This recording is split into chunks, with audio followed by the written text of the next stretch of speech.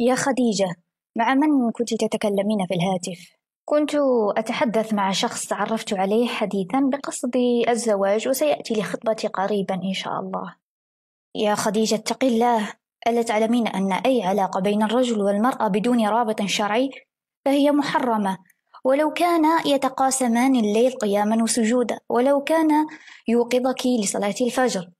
ولكن يا أم أبي بكر، إنه رجل صالح وسعيت لأجله، وعندما وجدته لا أريد أن أتركه، إضافة إلى أنه العديد كانوا في علاقات محرمة وفي الأخير تزوجوا ببعض. ما تفسير ذلك؟ أما ما تدعين أنه سعي فإنك قد أخطأت في فهم السعي الواجب على المرأة اتباعه ليكرمها الله بالزوج الصالح.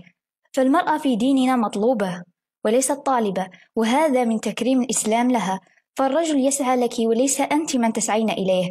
وسعيك للزوج الصالح يكون بتضرعك لله بالدعاء، ومحافظتك على حيائك وسمعتك ووقارك، وبرك بوالديك إلى آخره من الأعمال الصالحة. أما أنك تحادثين رجل وتدعين أن هذا سعي منك وأنه سيأتي لخطبتك، فهذا ينافي الشرع ويخدش حياءك.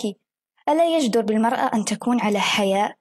وبالنسبة لقولك أن الكثير كانوا في علاقات وتزوجوا، هؤلاء مكتوب عند الله في اللوح المحفوظ أنهم سيتزوجون ببعض، ولكن استعجلوا أمر الله، وعلاقتهم تلك إذا لم يتوبوا منها قبل الزواج يمحق الله البركة من حياتهم الزوجية. ولو أنهم صبروا وما لوثوا حبهم الطاهر بعلاقة سامة لكان خير لهم. وما الحب إلا رزق، فلا تستعجلوه.